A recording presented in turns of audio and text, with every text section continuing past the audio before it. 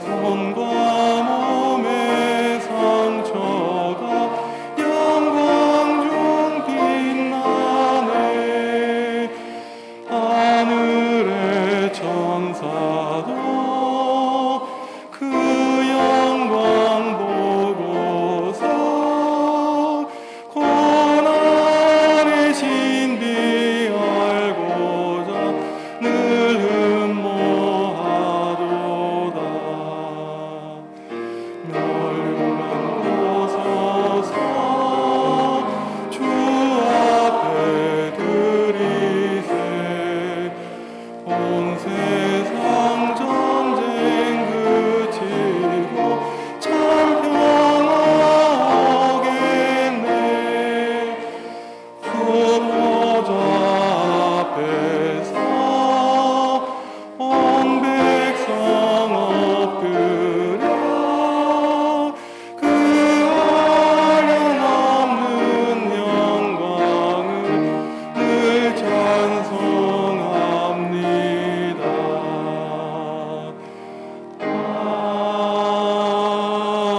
아멘.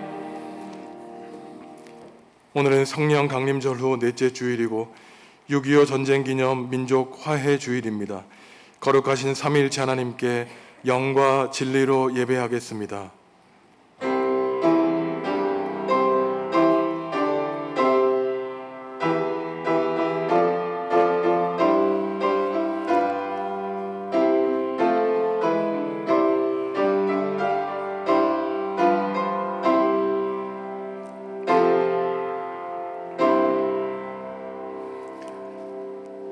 하나님, 불의한 자들을 꾸짖으시고 의의 백성을 사랑하시는 주님께 엎드려 은총을 구합니다. 바람 앞에 등불같이 위태롭던 이 나라를 돌보시고 복음의 보루로 든든히 서게 하심을 감사합니다. 지난 세기에 있었던 동족 상잔의 전쟁이 터진 이 날이 이제는 평화 통일의 기틀이 되게 하시고 남북이 모두 하나님을 섬기는 믿음의 결의 되게 하옵소서. 온 백성이 드리는 예배를 기쁘게 받아 주시기를 원하오며 예수님의 이름으로 기원하옵나이다. 아멘. 하늘에 계신 우리 아버지, 아버지의 이름을 거룩하게 하시며 아버지의 나라가 오게 하시며 아버지의 뜻이 하늘에서와 같이 땅에서도 이루어지게 하소서. 오늘 우리에게 일용할 양식을 주시고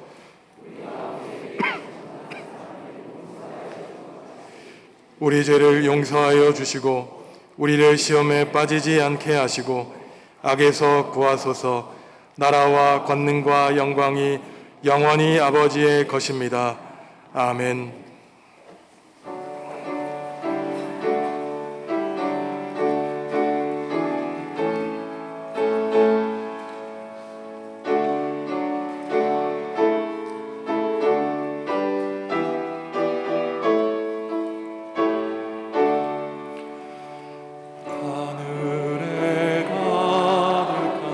영광의 하나님 온 땅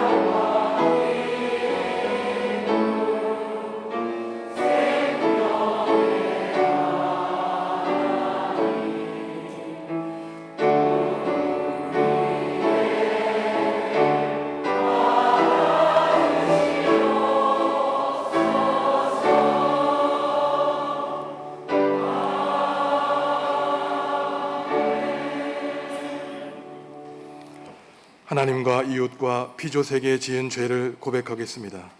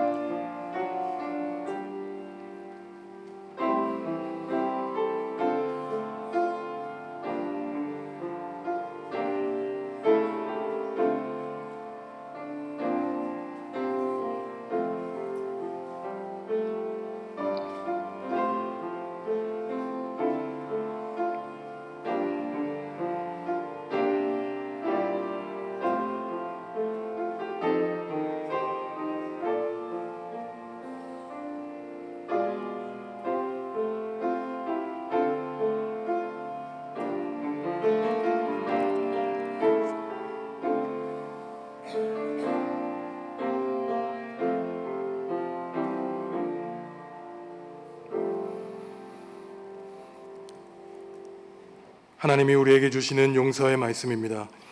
주는 계신 곳 하늘에서 들으시며 사유하시되 각 사람의 마음을 아시오니 그의 모든 행위대로 갚으시옵소서. 주만 홀로 사람의 마음을 아심이니이다. 아멘. 나는 전능하신 아버지 하나님 천지의 창조주를 믿습니다. 나는 그의 유일하신 아들 우리 주 예수 그리스도를 믿습니다.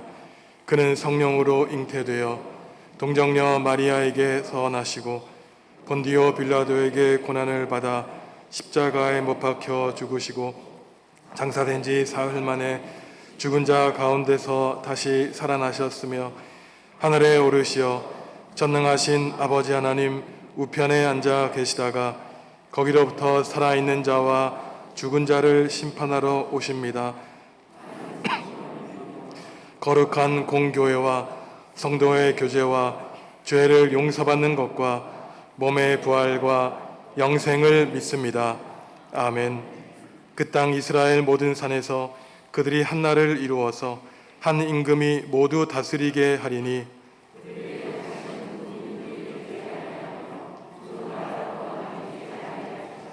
그들이 그 우상들과 가증한 물건과 그 모든 죄악으로 더 이상 자신들을 더럽히지 아니하리라.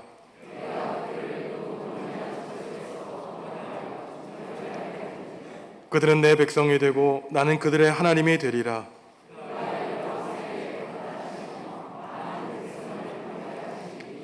무리가 그들의 칼을 쳐서 보습을 만들고 그들의 창을 쳐서 낫을 만들 것이며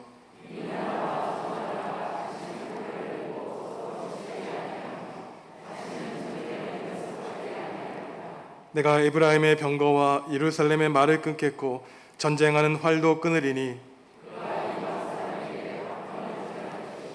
그의 통치는 바다에서 바다까지 이르고 유브라데 강에서 땅끝까지 이르리라.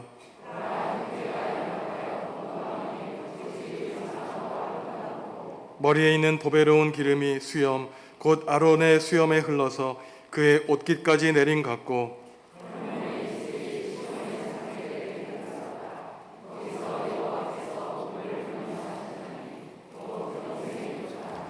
아멘.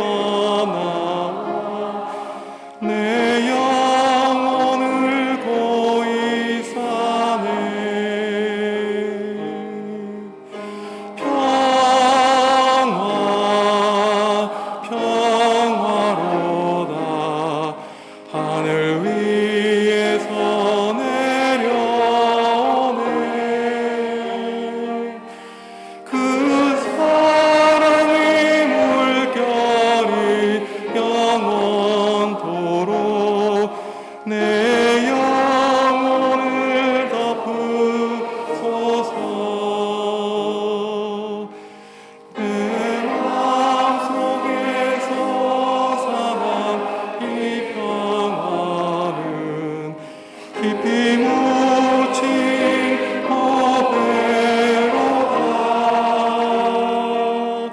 나의 발을 대하여 가져갈 자 그 아무도 없으리라.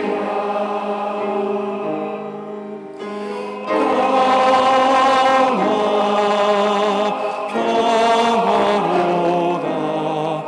하늘 위에서 내려오네. 그 사랑의 물결이 영원토록 내 영혼을 덮으소서.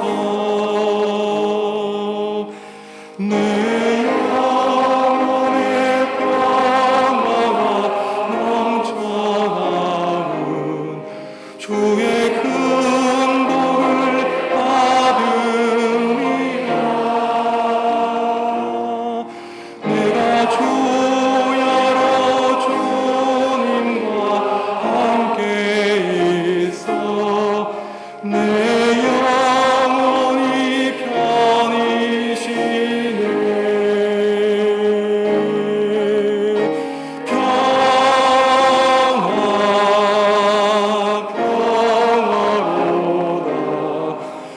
하늘 위에서 내려오네. 그 사랑의 물결이 영원토록 내 영혼을 덮으소서.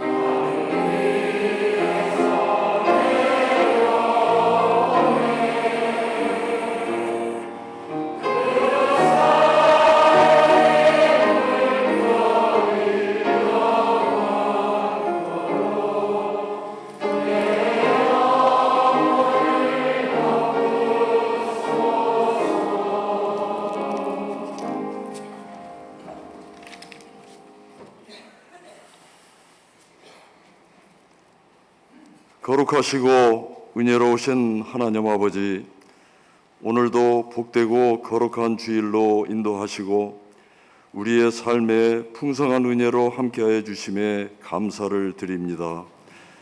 6월의 마지막 주일을 보내며 오늘도 변함없는 하나님의 사랑을 간직하고 신령과 진정으로 예배드리며 찬양 찬송 드리오니 기쁘게 받아 주시옵소서.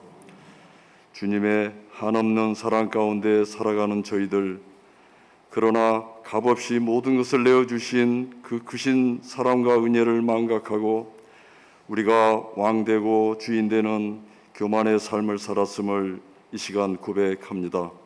하나님 아버지, 바라옵기는 저희들의 부족함과 어리석음을 긍휼히 여기셔 용서하여 주시옵고 오직 믿음의 주요 온전케 하시는 이인 주님만을 바라보아 정녕 우리가 있어야 할 자리는 주님 앞에 무릎 꿇는 자리이며 무거운 짐 나누고 함께 기뻐하고 격려하기를 다짐하는 주의 백성들이 다 되게 하옵소서. 사랑의 하나님 아버지, 생명이 있는 것마다 성장을 더해가는 6월입니다. 그러나 저희들은 이 민족의 지난 아픔을 잊을 수가 없습니다.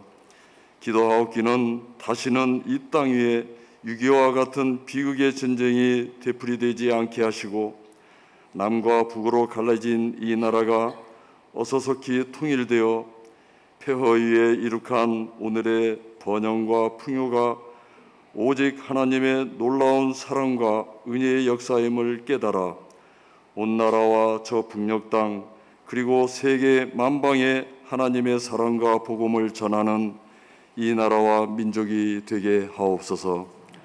몸된 교회를 사랑하시는 하나님 아버지, 이곳에 중앙재단을 세우시고 오직 하나님을 주인으로 모시고 하나님의 이름을 부르며 살아가기를 소망토록 모이게 하신 줄 믿습니다. 간절히 원하옵기는 풍랑과 같은 험한 세상을 살아가면서도 주님의 음성만을 듣고 말씀과 기도에 힘쓰는 성령의 능력이 있는 교회 되게 하옵시고 오직 십자가의 복음과 하나님의 은총과 복을 나누는 성령의 공동체가 되게 하옵소서. 특별히 병든 몸과 마음의 상처, 경제적인 어려움 등으로 간절한 하나님의 선한 손길을 기다리는 우리 형제들에게 하나님의 한없는 사랑과 은혜를 주시어서 나음과 치료, 회복의 역사가 일어나게 하옵소서. 오늘도 말씀을 들고 단위에 서신 사랑하는 김선종 담임 목사님, 성령의 능력으로 붙잡아 주시어서 주시는 생명의 말씀으로 하나님의 삶을 살기에 부족함 없게 하여 주시고 코로나로 힘드신 중에도 양떼들을 지키시기에 온 힘 다하시는 목사님 어서 온전히 회복되실 수 있도록 함께하여 주시옵소서. 오늘도 묵묵히 헌신 수고 봉사하는 주의 손길들을 위로하여 주시옵고 온 마음 정성 다하여 하나님께 영광 드리는 호산나 찬양대의 찬양을 기뻐 받으시길 바라오며 우리를 지키시며 언제나 함께 하시는 예수님의 이름으로 기도드립니다.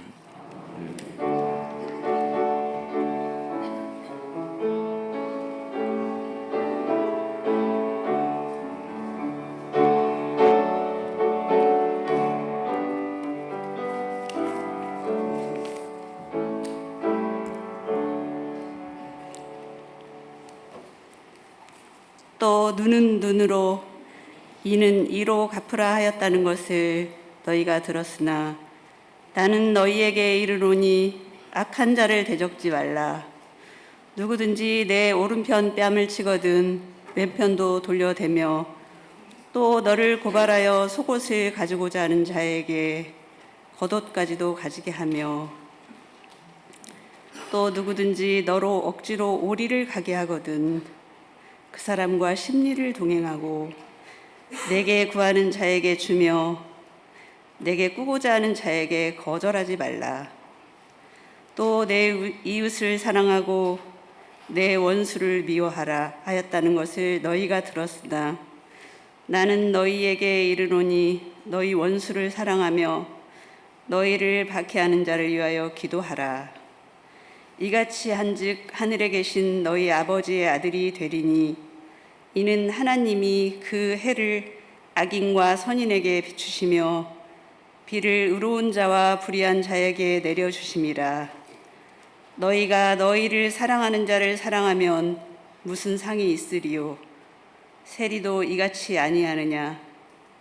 또 너희가 너희 형제에게만 무난하면 남보다 더하는 것이 무엇이냐? 이방인들도 이같이 아니하느냐?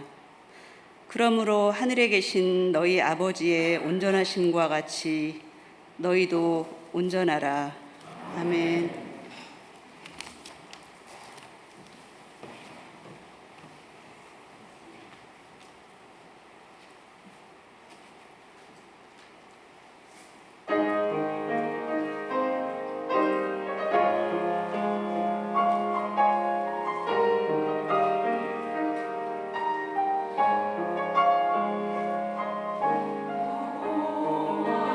나의 목자시니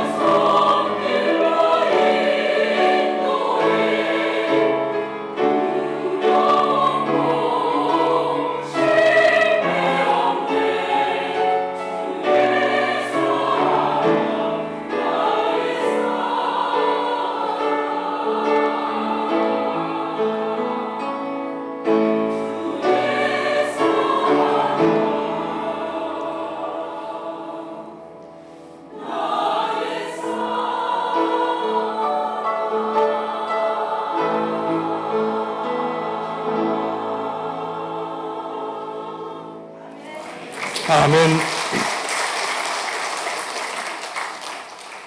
심리학 이론 가운데 거울 효과라는 것이 있습니다.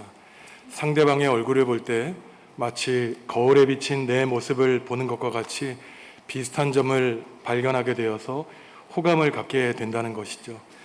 사람이 사람을 만나 좋아하게 되고 사랑하게 될 때 비슷한 점이 많아 사랑하게 되는 경우도 있지만, 좋은 감정을 갖게 되어 점점 달랐던 사람들이 비슷해지는 경우도 있습니다. 아무래도 사랑하는 사람들끼리 많은 시간을 보내게 되면서 상대방을 배려하다 보니 다른 사람이 좋아하는 것을 내가 양보하며 베풀다 보니까 서로 다른 환경에서 살았던 사람들이 비슷해지는 모습을 갖게 되는 것입니다. 좋은 점만 담는 것이 아니라 내가 싫어하는 모습도 점점 내 인생에 스며들게 되죠. 사람이 사람을 사랑해도 비슷해지는데, 만약에 우리가 하나님을 그토록 사랑하면 과연 우리의 삶은 어떻게 될까요?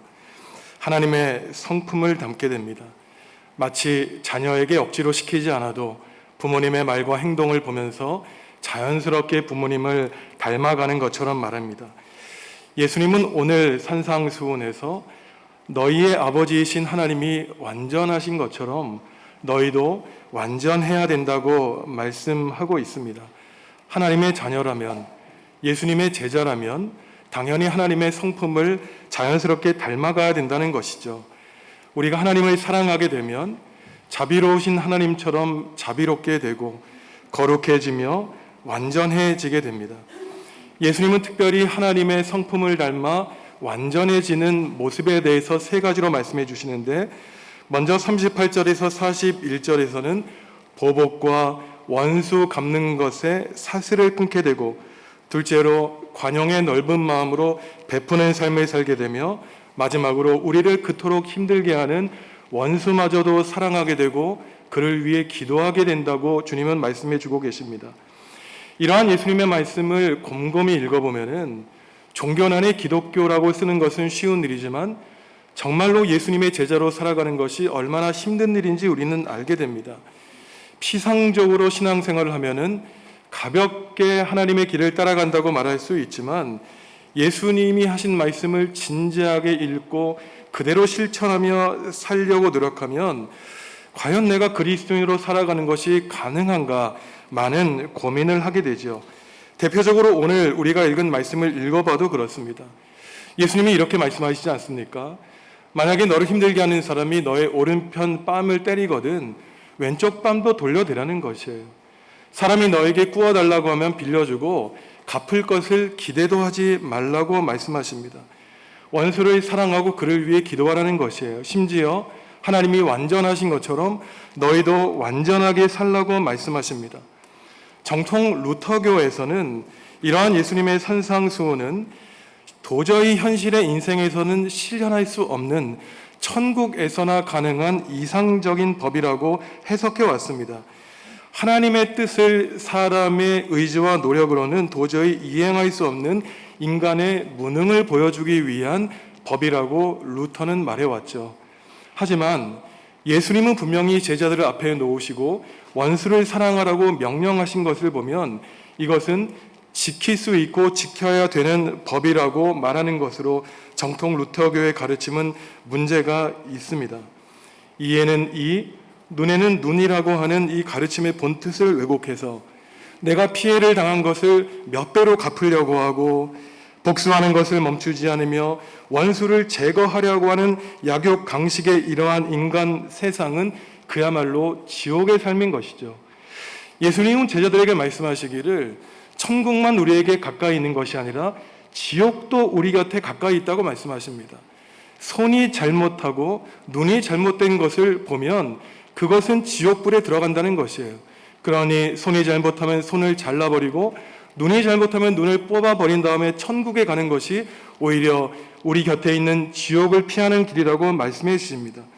그렇다면 원수를 사랑해라, 하나님이 완전하신 것처럼 완전한 인간이 되라고 하는 이러한 실행 불가능해 보이는 산상설교를 우리는 과연 어떻게 이해해야 될까요? 이러한 불가능해 보이는 말씀을 이해하기 위해서는 먼저 두 가지 미리 알아야 되는 선결 조건이 있습니다. 첫째는 조금 전문적인 내용인데 예수님이 십자가에 달려 돌아가시고 부활하신 다음에 교회가 세워진 초기 기독교 공동체에서는 사도들이 두 가지 방식의 설교를 했다는 것입니다. 첫째는 복음 선포로 예수님은 우리를 위해 십자가에 달려 돌아가셔서 우리를 구원해 주셨다는 것이죠.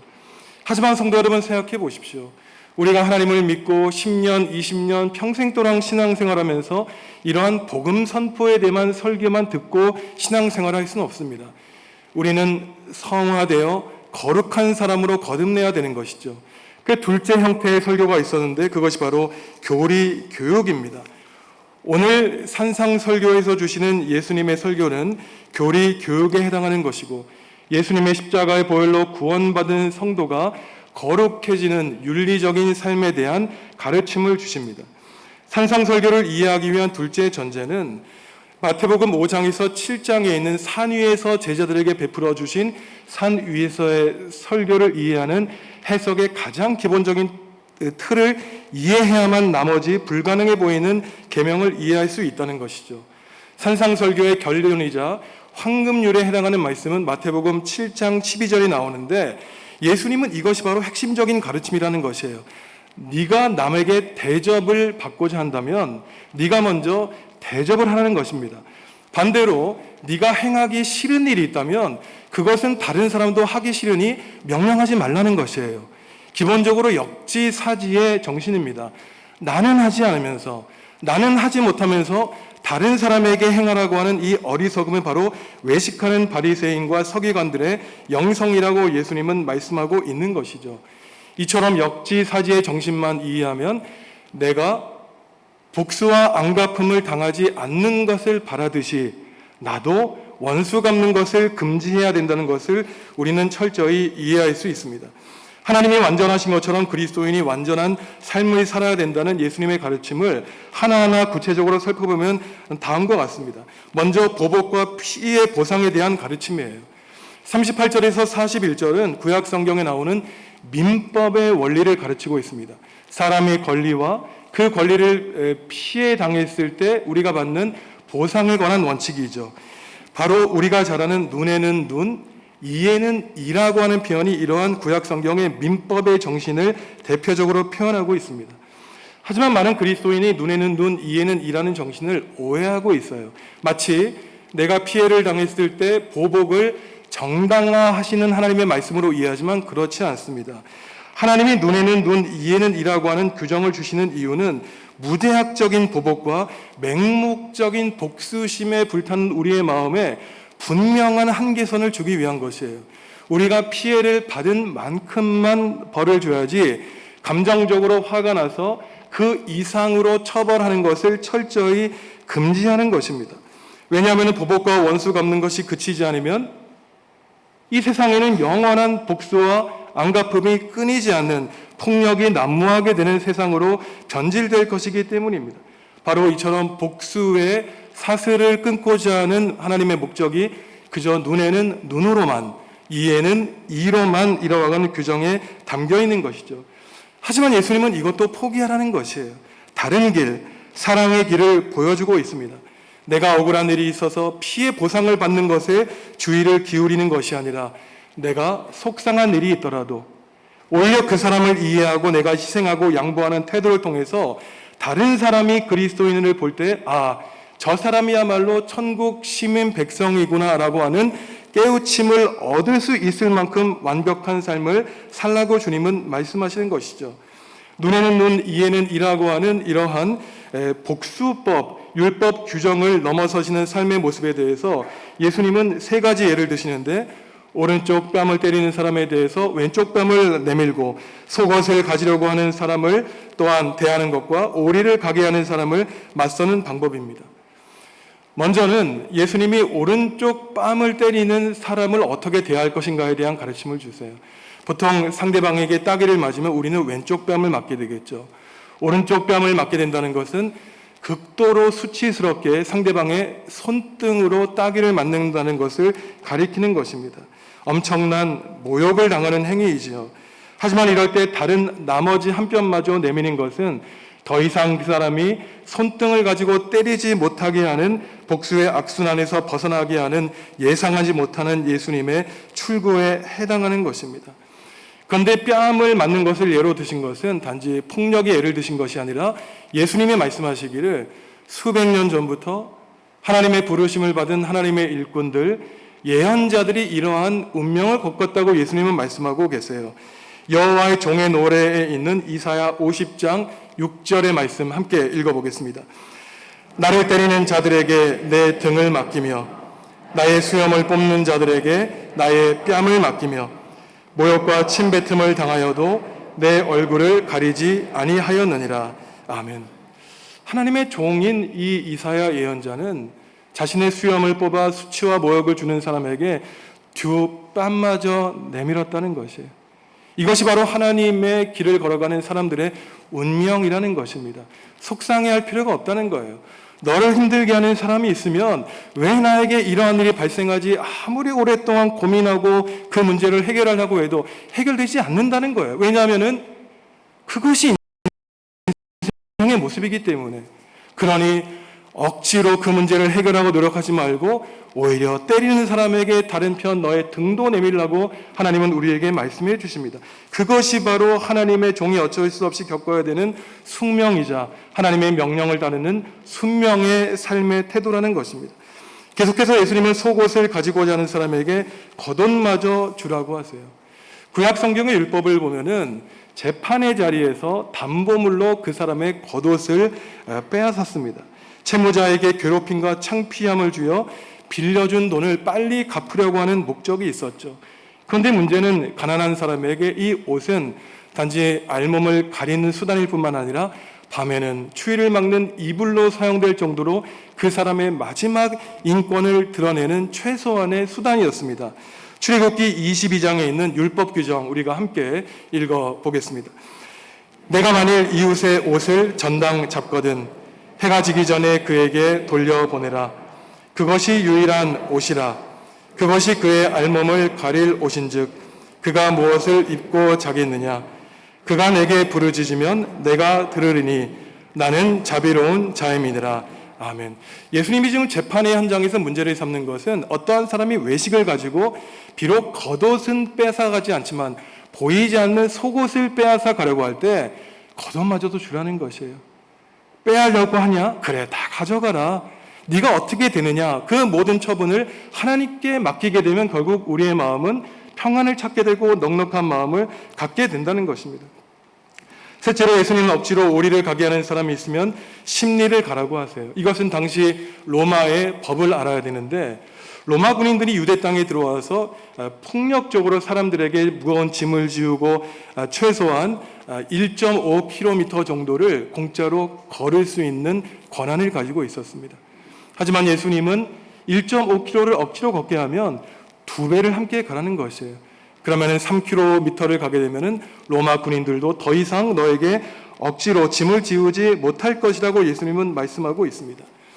예수님이 이처럼 악한 사람을 맞서지 못하게 하신 것은 우리를 힘들게 하고 우리를 피곤하게 하는 적대자들에게 무장을 해제하는 방법에 대해서 알게 하시는 거예요. 우리가 옛날 어린이 시절에 읽었던 동화도 읽고 있지만 어떤 사람의 옷을 벗기기 위해서 아무리 큰 바람을 불어도 뜨거운 햇볕을 비추는 것보다는 약하다는 것을 우리가 잘 알고 있지 않습니까? 우리가 우리를 미워하는 사람들과 똑같이 살면 안 된다는 것입니다. 적대자들의 삶의 방식과는 다른 우리의 삶의 방식을 설정하고 폭력의 사실을 우리가 먼저 끊어야 된다는 것이에요. 복종하라는 것이 아니라 비폭력이라는 적극적인 방식입니다. 성도 여러분, 그렇지 않습니까? 우리를 힘들게 하는 사람을 미워하고 저주하면 잠시 마음이 편해지는 것 같죠. 하지만 그 사람을 계속해서 미워하고 증오하고 안갚음을 한번 갚아보십시오. 그 결국에는 어떠한 일이 발생할까요? 결국은 나의 존귀한 인격이 파괴되는 것이에요. 저주하는 것보다 사랑하는 것이 어려운 것 같지만 결국은 그것이 그 상대방 원수를 위하는 길이기도 하지만 결국에는 나 자신의 인생을 보호하기 위한 것입니다. 예수님이 제자들에게 당할 모욕과 박해와 저주와 명예훼손에 관해서 이야기하시는 것은 너희가 예수님의 십자가의 보혈로 이미 나의 제자가 되었기 때문에 내가 십자가를 진 것처럼 너희도 당연히 너희의 인생길에서 맞닥뜨려야 될 운명이라고 주님은 말씀하시는 거예요. 그러니 박해를 당할 때, 원수를 만날 때 이상하게 생각하는 것이 아니라 하나님이 나에게 십자가의 길을 걷게 하셨구나. 미움과 모욕을 견디어 나갈 수 있고 악을 극복할 수 있고 불의의 마음을 그 사람을 용서할 수 있는 능력을 보여주는 가운데 너야말로 바로 나의 제자임을 증명할 수 있다고 주님은 우리에게 말씀해 주시는 겁니다. 예수님은 악을 대항하지 말라고 하시는 소극적인 무저항의 가르침을 넘어 우리가 도저히 이해하기 힘든 적극적인 사랑의 가르침을 제시하시죠. 원수를 사랑하라고 말씀하십니다. 이것이 어떻게 가능하다는 것입니까? 원수가 있는데, 나를 힘들게 하는데, 우리 가족에게 피해를 입혔는데 어떻게 그 사람을 위해서 축복할 수 있을까요? 하지만 오늘 예수님은 특별히 십자가의 보혈로 구원을 받았다는 사실을 고백하는 사람들은 원수를 미워하지 않고 사랑하는 단계까지 이룰 수 있다고 말씀하세요. 왜냐하면 하나님이 독생자 예수 그리스도를 이 땅에 보내주신 것은 예수님을 사랑하는 사람을 위해 피를 흘리신 것이 아니라 세상을 위하여, 하나님을 적대시하는 예수님의 원수들마저도 위해서 그들을 구원하시기 위해 십자가를 져주신 겁니다. 44절의 말씀 다시 한번 읽어보겠습니다. 나는 너희에게 이르노니 너희 원수를 사랑하며 너희를 박해하는 자를 위하여 기도하라. 아멘. 일반적인 사람들의 사랑을 조건적으로 골라가며 선택적으로 사랑하죠. 하지만 그러하지 않을 때, 원수마저도 사랑할 때 사람들은 그 사람을 보며 저 사람이야말로 하나님의 자녀라구나 하는 사실을 깨닫게 한다는 것입니다. 원수를 사랑하라는 말씀을 실천하는 것은 바로 원수마저도 하나님께 사랑받도록 지어진 사람이라는 사실을 깨닫는 것을 인정하는 것이죠. 하나님은 나만의 하나님일 뿐만 아니라 바로 나를 그토록 힘들게 하는 사람의 하나님이라는 사실도 주님이 말씀하시는 겁니다. 그러시면서 예수님이 말씀하시죠. 하나님은 선한 사람에게만 비를 내려주시는 것이 아니라 악한 사람에게도 비를 내려주시고 의로운 사람과 불의한 사람 모든에게 해를 비춰주신다고 주님은 말씀하시는 거예요. 만약에 하나님이 선하고 의로운 사람들에게 햇빛을 비춰주시고 비를 내려주신다면 이 세상에는 단 하루도 해가 뜨지 아니고 비가 내리지 않을 것입니다. 세상에는 의인이 없되 하나도 없다고 하나님이 말씀하셨기 때문에 우리를 사랑하는 사람만 선별적으로 사랑하고 우리의 형제 자매에게만 인사하는 것은 세리도 할 수 있고 이방인도 할 수 있다고 예수님은 말씀하시는 거예요. 그것은 하나님이 바라시는 사랑이 아니라는 겁니다. 파당을 짓는 사랑, 끼리끼리의 사랑이라고 주님은 말씀하세요. 그것은 교회 공동체, 신앙 공동체의 사랑이 아니라고 분명히 말씀하십니다. 전도가 힘들다고 하죠. 왜 그럴까요?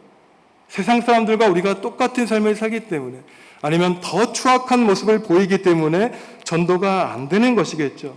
예수님이 말씀하시기를 원수를 사랑하고 너를 박해하는 사람을 위해 기도할 때 세상 사람들이 너희야말로 하나님의 자녀라고 인정하게 될 것이라고 주님은 말씀해 주셨습니다. 예수님은 원수를 사랑하고 박해하는 사람을 위해 기도하라고 하셨죠. 예수님이 그렇게 하셨고 예수님의 제자들이 그렇게 했습니다. 예수님은 피 흘리시면서 십자가 위에서도 원수들을 용서해달라고 하나님께 비셨고, 스데반 집사는 돌을 맞는 자리에서도 하나님께 원수들을 용서해달라고 기도했던 것입니다. 성도 여러분, 인간관계에서, 가정에서, 또한 직장에서 이웃과 힘든 관계가 있다면 그 문제가 어디에 있는지 예수님은 지금 우리에게 해답을 주십니다. 그것은 나를 힘들게 하는 상대방에게도 문제가 있는 것은 분명한 사실이지만 더 깊은 곳에는 나 자신에게도 문제가 있다는 거예요. 네가 기도하지 않기 때문에. 너를 힘들게 하는 사람을 미워하고 증오하기 전에 그의 이름을 떠올리고 그의 얼굴을 생각하며 그를 불쌍히 여기고 긍휼히 여기면 그를 위해 기도하게 된다는 것이에요. 그가 변화될 때까지 기도하라는 것입니다. 변화되지 않아도 상관없어요. 결국 내 마음이 평안을 누리게 되고 내가 하나님의 거룩한 자녀로서의 삶의 정체성을 지킬 수 있기 때문인 것입니다.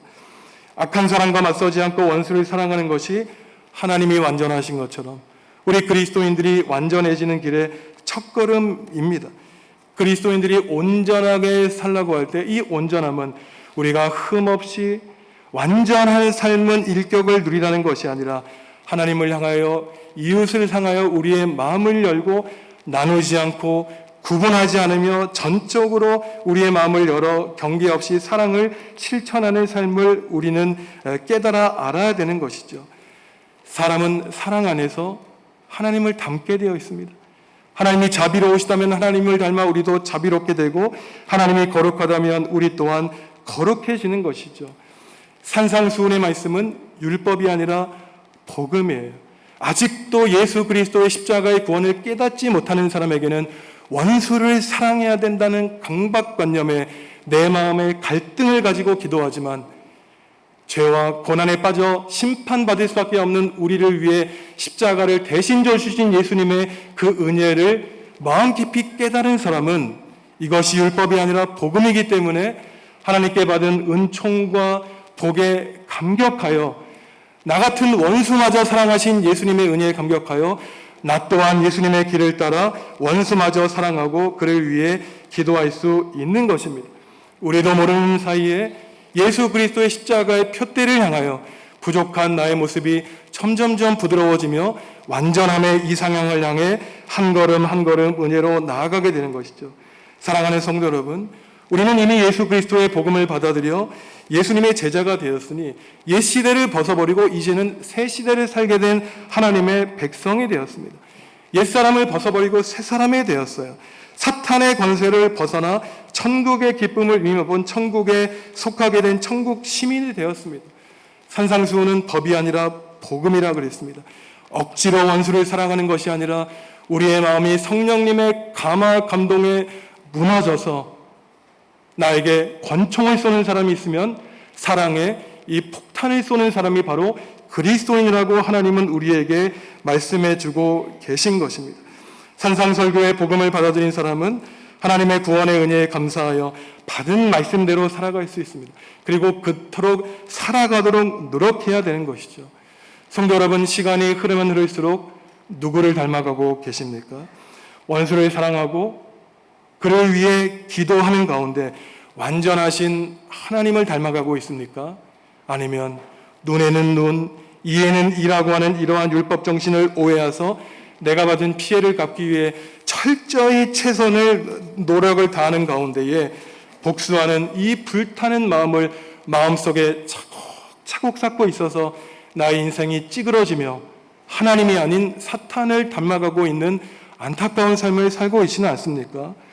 오늘은 이 땅에 같은 결의끼리의 전쟁이 발생한 지 정확하게 73년이 되는 날입니다.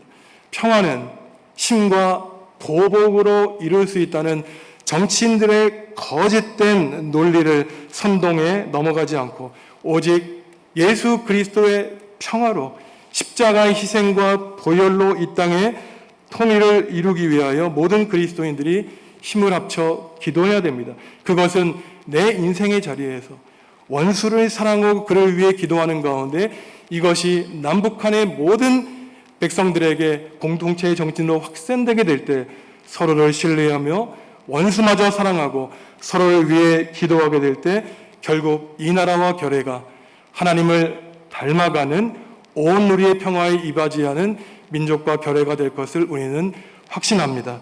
함께 기도하시겠습니다. 하나님, 하나님의 아들, 딸로 하나님을 닮아가는 삶을 살기 원합니다.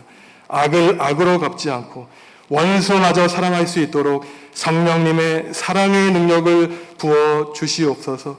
여전히 이 땅에 전쟁이 멈추지 않고 있습니다. 전쟁과 기아의 공포로 신음하는 온 우리에 하나님의 평화를 내려 주시옵소서. 이 땅의 모든 그리스도인들을 평화의 도구로 사용하여 주셔서 원수의 미움과 증오가 사라지고 오직 사랑과 위로만이 넘쳐나는 아름다운 하나님이 지으신 세상 되게 하여 주옵소서. 예수님의 이름으로 기도합니다. 아멘.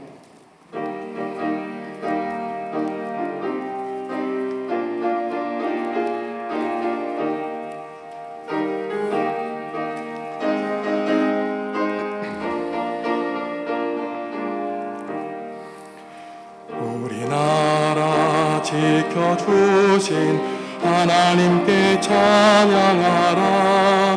억눌렸던 별의 울음 가슴 터져서 서섰네. 만세 소리 울린 그날 태양빛 또 눈부셨네. 오랫동안 당한 고통 나라 찾은 그 감격을 대대오손 일깨워서 그 뜻을 전해주세. 북을 치고 나팔 불며 하나님께 찬양하라. 어깨에서 짐 벗기고 손발사슬 푸시었네.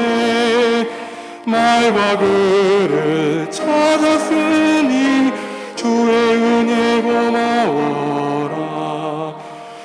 오랫동안 당한 고통 나라 찾은 그 감격을 대대오손 일깨워서 그 뜻을 전해주세.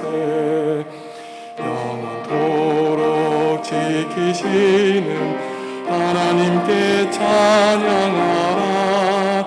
죄와 우상 몰아내고 믿음으로 하나 되어 순교자들 본받아서 주를 위해 일을 하세. 오랫동안 당한 고통 나라 찾은 그 감격을 대대오손 일깨워서 그 뜻을 전해주세. 사랑으로 복 주시는 하나님께 찬양하라. 이 나라를 살리신 뜻 세계 만민이 아밀세. 기쁜 소식 전파하라. 지상명령 준행하세. 오랫동안 당한 고통 나라 찾은 그 감격을 대대오손 일깨워서 그 뜻을 전해주세.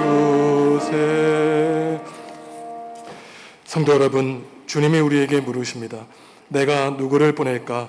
누가 우리를 대신하여 갈 것인가?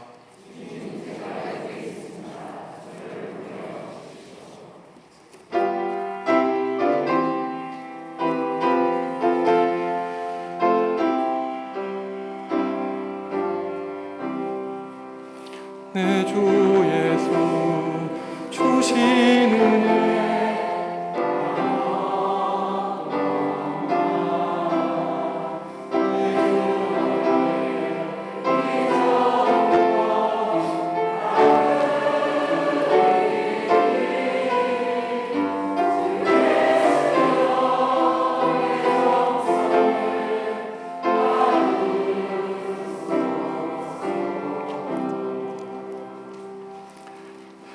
하나님 감사합니다. 주님의 이름을 부르면 그저 감사할 따름입니다. 6월 마지막 주간을 보내며 지금까지 지켜주시고 돌보아 주신 주님의 은혜에 감사합니다. 때로는 살아가며 힘들고 어려운 때도 있었지만 그때마다 연약한 우리의 손을 붙들어 주시고 한 걸음 한 걸음 주님의 은혜로 채워주시니 주님께 영광을 높여드립니다. 다음 주일은 맥주감사 주일로 보내게 됩니다. 지금까지 하나님께 받은 복과 은혜를 돌아보며 감사의 제목들을 떠올리게 하여 주시옵소서. 남은 우리의 인생도 오직 주님께 감사하며 살게 하여 주시기를 원합니다. 교회학교의 각 부서가 여름 행사를 준비하고 있습니다. 교역자와 교사들에게 지혜를 주셔서 최선을 다해 준비하고 잘 감당하게 하여 주시기를 원합니다. 땅끝까지 이르러 예수님의 제자 삼으라고 말씀하신 주님의 지상 명령에 따라 복음의 진리를 전하며 말씀으로 자녀들을 양육하게 하여 주시옵소서. 몸과 마음의 질병으로 고통 가운데 있는 교우들이 있습니다. 위로하여 주시고 생명의 주인이신 하나님, 치유의 하나님이 어서 빨리 교우들의 질병을 고쳐 주시옵소서. 약한 가운데 강함으로 함께 하시겠다고 하신 약속에 따라 오직 주님의 십자가의 보혈만 의지하고 나아가오니 참고 견디며 이기게 하여 주시옵소서. 수요일에는 심장병 환우를 돕기 위한 사랑의 음악회를 열게 됩니다. 주님이 머리이신 우리 교회가 죽어가는 생명을 살리는 교회, 어두운 세상에 빛을 환하게 밝히는 교회 되게 하여 주옵소서. 오늘은 이 땅의 동포끼리의 전쟁이 발발한 지 73년이 되는 날입니다. 백성의 아둔함과 어리석음을 불쌍히 여겨주시고 세상의 무력과 폭력이 아니라 하나님의 평화로 분단된 교회를 하나 되게 하여 주시옵소서. 우리를 평화의 도구로 사용하여 주시기를 원합니다. 주님께 받은 사랑과 은혜에 감사하며 예물 드립니다. 우리가 드리는 예물이 주님께 기쁨 되게 하시고 오직 하나님 나라와 하나님의 영광을 위하여 사용하게 하여 주시옵소서. 하나님을 의지하며 살아가는 성도들을 불쌍히 여겨주시고 긍휼을 베풀어 주셔서 이 힘든 세상을 살아갈 때에 원수를 사랑하라고 하신 하나님의 말씀을 실천하여 하나님의 복된 자녀, 신령한 하늘의 영원한 복과 은혜를 마음껏 누리며 살아가게 하여 주옵소서. 예수님의 이름으로 기도합니다. 아멘.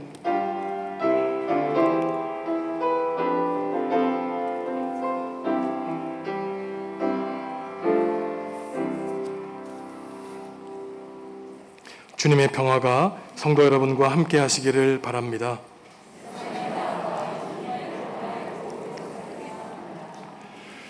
다음 주일은 한국교회가 지키는 맥주 감사 주일입니다. 7월 첫째 주일을 맥주 감사 주일로 보내는 것은 지난 6개월 동안에 하나님께 받은 복과 은혜를 되새겨 보기 위함인 것입니다. 힘들고 어려운 가운데 우리와 함께 동행해 주신 하나님의 은혜를 생각하시면서 남은 여생도 오직 성령님이 주시는 기쁨과 감사로 넘쳐나는 우리 중앙교회 성도 여러분들 되시기 바랍니다. 다음 주 2부 예배 후에는 공동 식사를 함께 나누시겠습니다. 주보의 3분기 성경 읽기표를 나누어 드렸습니다. 매일 3장, 4장씩 말씀을 읽는 가운데 말씀과 기도, 믿음의 반석 위에 든든히 성도 여러분들의 인생과 가정을 세워 나가시기 바랍니다. 여러 번 광고해드린 것처럼 이번 주 수요일 저녁에는 심장병 환우를 돕기 위한 사랑의 음악회를 열게 됩니다. 죽어가는 생명을 살리는 우리 정읍중앙교회가 되어서 하나님의 구원의 도구로 귀하게 사용받게 되기를 간절히 바랍니다. 이번 주 금요일, 토요일 여름성경학교 교사 강습회를 시작으로 이제 여름성경학교 수련회가 시작하게 됩니다. 오직 말씀으로 우리의 자녀들이 건강하게 자라날 수 있도록 기도해 주시고 우리 사랑하는 교역자들과 교사 선생님들을 격려해 주시기 바랍니다. 함께 일어나셔서 찬양하시겠습니다.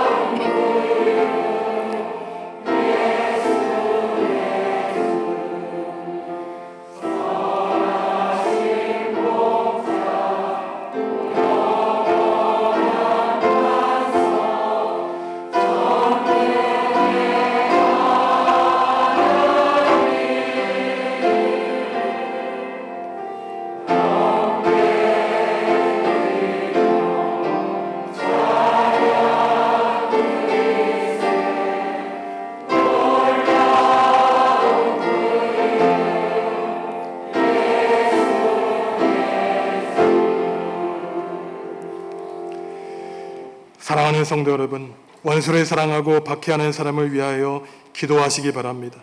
그때 하나님이 여러분을 자녀로 여겨주실 것입니다. 예수님의 십자가 보혈로 구원받은 천국 시민으로 살아가시기 바랍니다. 주님이 복 주시고 영원토록 동행해 주실 것입니다. 예수 그리스도의 은혜와 하나님의 사랑과 성령님의 사귐이 하나님이 온전하신 것처럼 온전한 삶을 살겠다고 다짐하는 성도들에게 지금부터 영원까지 함께 하시기를 간절히 축원하옵나이다. 아멘.